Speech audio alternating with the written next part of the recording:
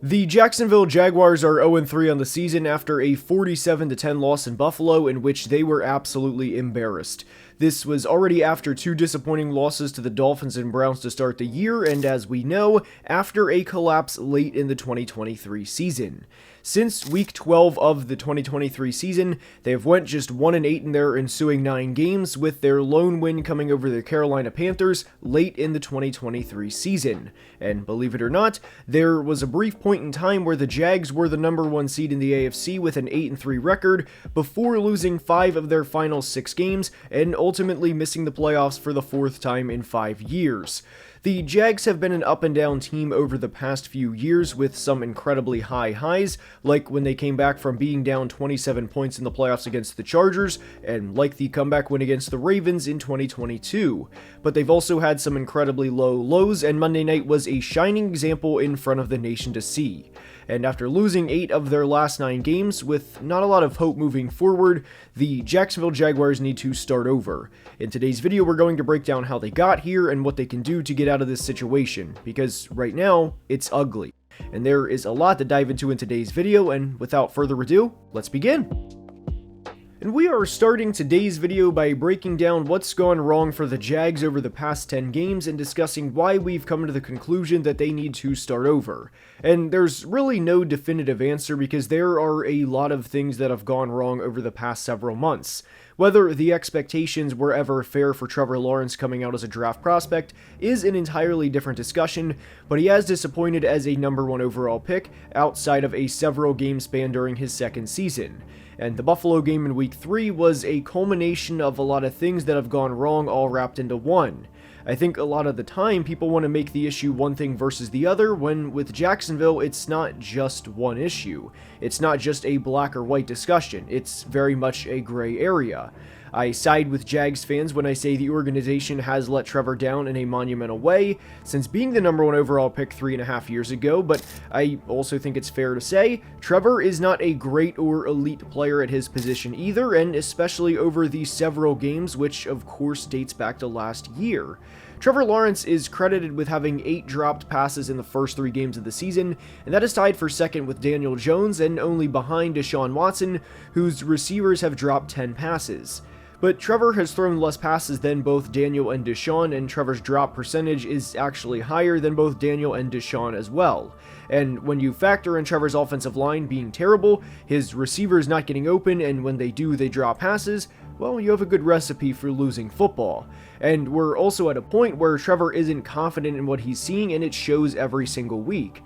Obviously, there's been a lot of publicity around Bryce Young in the first few weeks of the season, and you could see just how unconfident he was with everything around him, but Trevor isn't confident in what he's seeing either. He's also having a very poor season, and he's flat out missing throws that he has no business missing.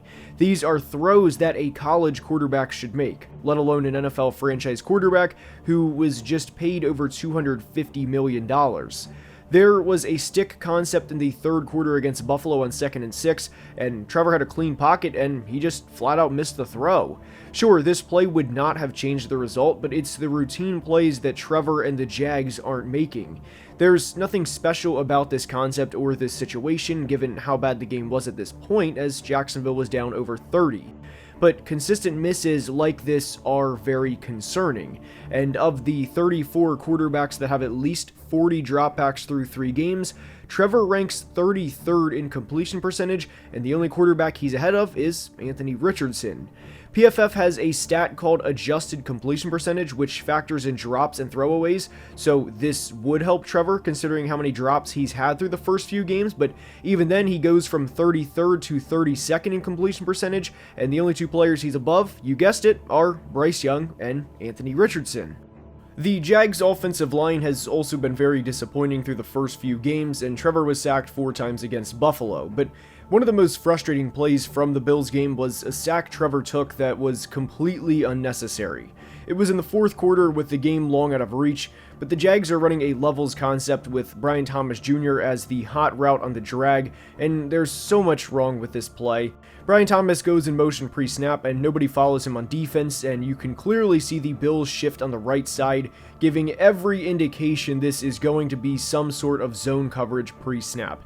Now, what I find most concerning about this is Trevor obviously knows where every receiver is going post-snap, yet spins into nothing in the middle of the play, then tries to go out the backside where, again, he knows nobody is going to be because no receiver is going to the left side and takes a terrible sack when the drag was open the entire time. This play specifically screams that there is a lot of problems everywhere in the offense. It's not just a Press Taylor thing, it's not just an offensive line thing, and it's not just receivers dropping passes. It's everywhere. The other big play from this game that was concerning was the interception thrown to Damar Hamlin. It was awesome that Damar made the interception, and that was a very cool moment, and that is where the focus of the play should have been. But guys, from the Jags' perspective, this was a play that should have went for 25 or 30 yards and should have been a big chunk play to try and cut into a 20-3 deficit at the time. The game was not out of reach at this point, and Trevor flat out overthrows Brian Thomas Jr. Now, Brian Thomas isn't a 5'6" Darren Sproles out there either. He's 6'3" and is in the 77th percentile for his height at the receiver position. I understand Jags fans have been critical of the offensive play calling, and I get it, but this was a good clear-out route by Devin Duvernay to free BTJ on the deep over, and it was a colossal miss from Trevor. Whether the quarterback is Trevor Lawrence, Mitch Trubisky, CJ Stroud, whoever, this is truly as NFL open as it gets, and it was overthrown by at least 5 yards. And what's also limited the Jags offensively this year is how bad Trevor has been in the intermediate part of the field. He is just 8 of 24 for 133 yards with a touchdown and an interception on throws from 10 to 19 yards from the line of scrimmage, which is unacceptable. Out of 33 quarterbacks in this range, Trevor is tied for 31st with Justin Herbert and is ahead of only rookie quarterback Bo Nix, meaning yes, even Anthony Richardson and Bryce Young have been better through this area of the field. There are 12 quarterbacks who have completed over 60% of their passes between 10 yards and 19 yards from the line of scrimmage, and just 4 who have completed less than 40% of their passes, with Trevor, of course, being one of them. So when you sit back and think about how the Jags should start over, it's very tricky because they just gave Trevor a substantial contract. But in order to start over, I think it has to start with the departure of Doug Peterson. And the Jags play in Houston in Week 4, and I would be very surprised if they win this game, and I think an 0-4 start is inevitable. I don't know if Doug would be fired after an 0-4 start, but their ensuing games are against Indy, Chicago, and New England, all of which are winnable. I would be kind of surprised if the Jags were eventually 3-4, but the question that we ask any team looking to take a step in the AFC and looking to throw their weight around with the big dogs in the conference is, can they realistically compete with a Kansas City or Buffalo when it matters? And as we saw in Week 3, no. Jacksonville absolutely cannot compete with the big dogs when it matters, not even close. From the aspect of the Jags failing Trevor, there's a lot to break down, and obviously his 2021 season was awful, and we all know that, but it's been bleak since then too. Full transparency, I was all for the Christian Kirk signing when it was made, even despite how much they paid him, because of how bad the Jags team was in 2021. During Trevor's rookie season, his top 3 leading receivers were Marvin Jones, Laviska Shenault, and Laquan Treadwell, and that situation was so bad entering 2022 that really any competent player would have been an upgrade with what the Jags had in 21. So yes, they overpaid Christian Kirk relative to the production he was going to bring, but it's because they were in such a desperate situation to begin with that that's what they were forced to do. The 2022 draft was one I'll never quite understand with what the Jags' game plan was, as it was clear that nearly everyone thought Aiden Hutchinson was a really good prospect and was the best pass rusher in the draft. Unfortunately, it was not clear to Trent Baalke, and he selected a height, weight, speed prospect, number 1 overall in Travon Walker. Travon will be around the league for a long time, and teams will absolutely keep him around, but in fairness, he should have never been a number 1 overall pick.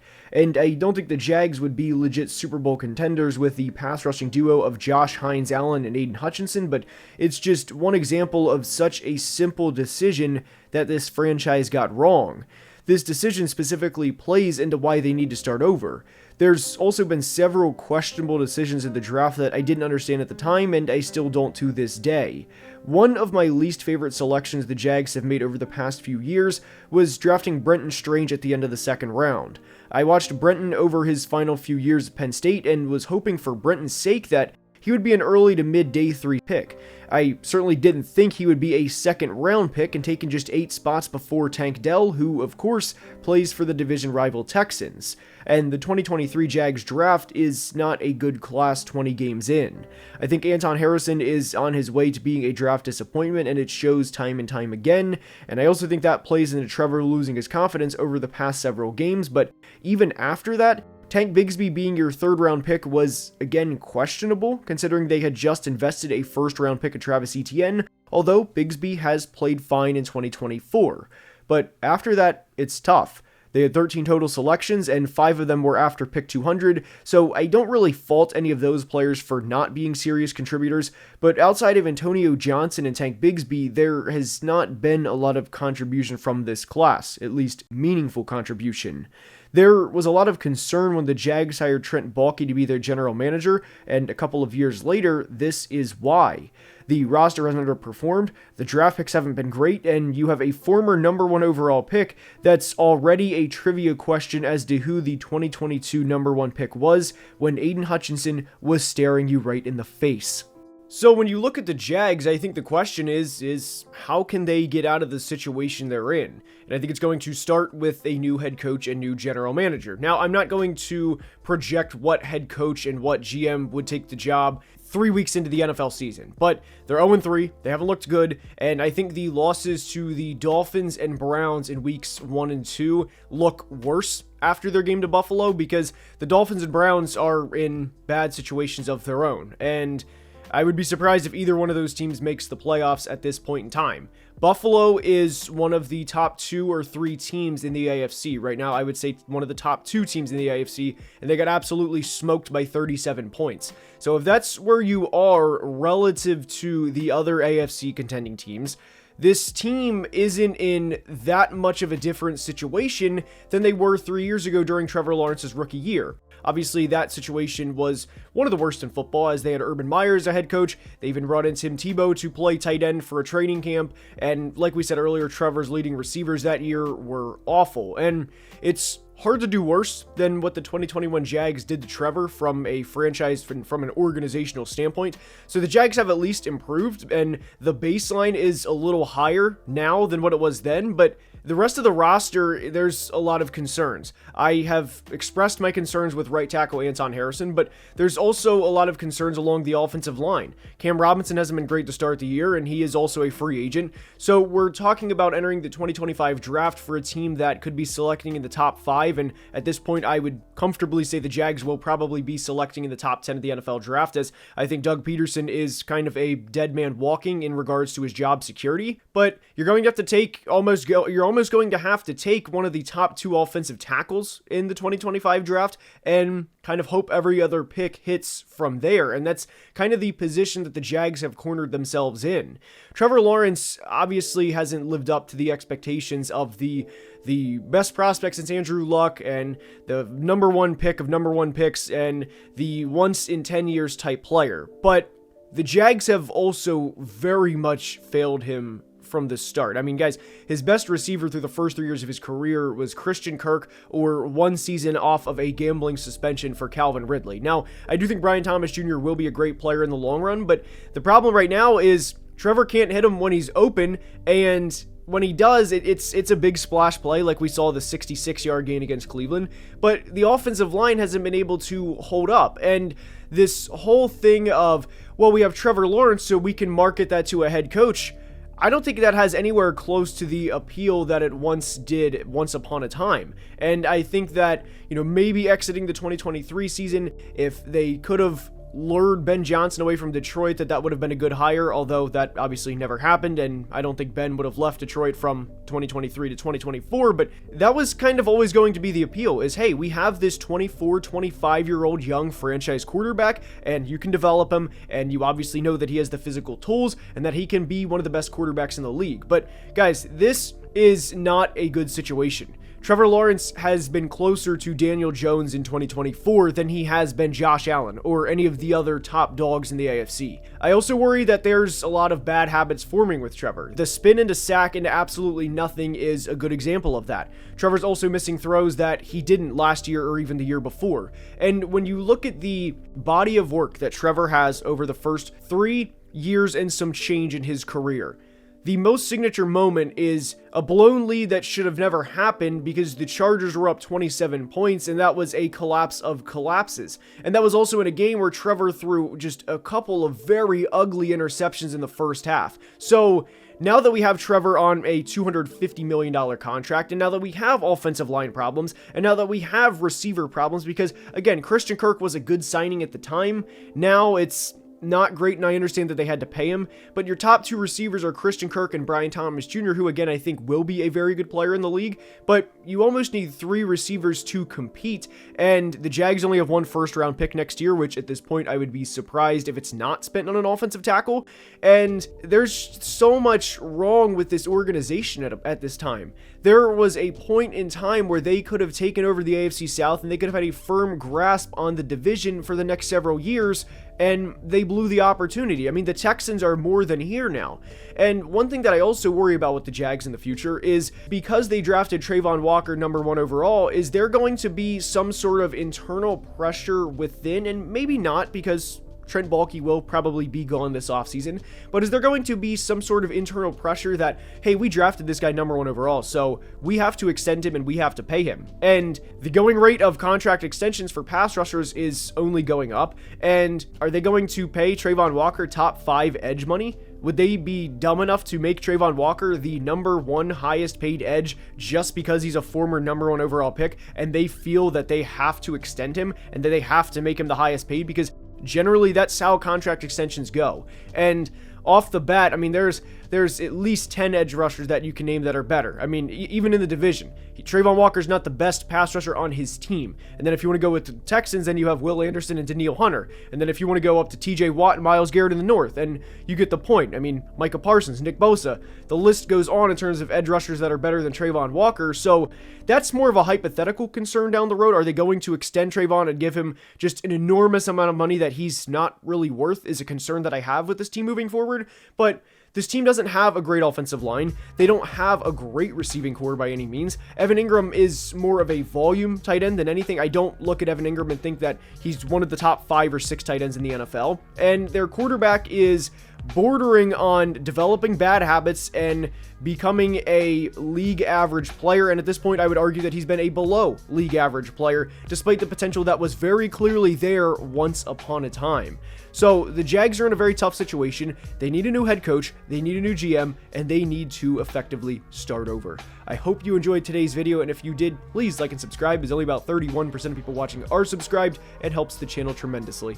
Until next time, please be safe and have a great day. Love you guys.